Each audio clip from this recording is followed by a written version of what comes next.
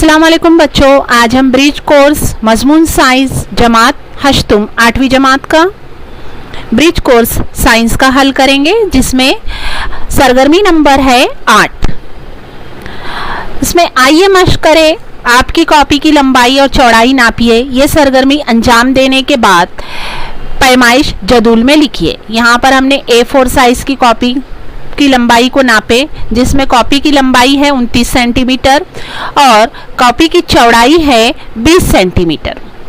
आप भी अपनी बयास की लंबाई और चौड़ाई नाप कर ही लिखिए।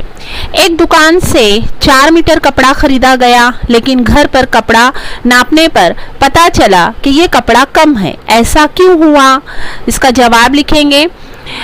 दुकानदार ने जिस पैमाइशी आले से कपड़े को नापा, अगर इस पैमाइशी पट्टी में गलती हो तो कपड़ा कम आ सकता है, या फिर दुकानदार ने कपड़ा नापने में गलती की हो। सवाल नंबर 3 है, एक शख्स का जमीन पर वजन 50 किलोग्राम है, लेकिन उसी शख्स का चांद पर वजन 8.3 किलोग्राम है। वजह बताइए।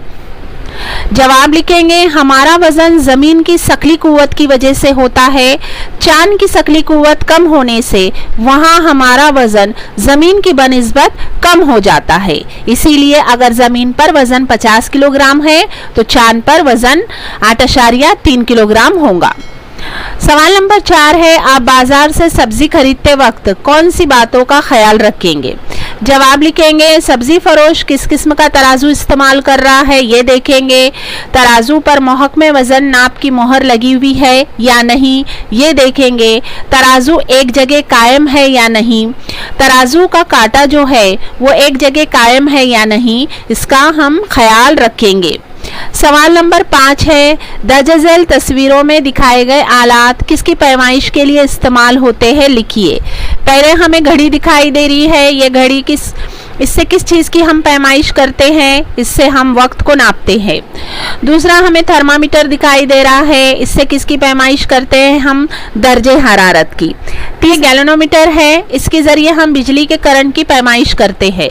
चौथा हमें पैमाइशी इस्तेमाने दिख रहे हैं। इसकी मदद से हम माए अशिया की पैमाइश कर सकते हैं, जैसे दूध, तेल, मिट्टी का तेल वगैरह की पैमाइश होती है। बच्चों, ब्रिज कोर्स के ताल्लुक से मेरी आने वाली तमाम वीडियोस को देखने के लिए मेरे चैनल को सब्सक्राइब ज़रूर कीजिए।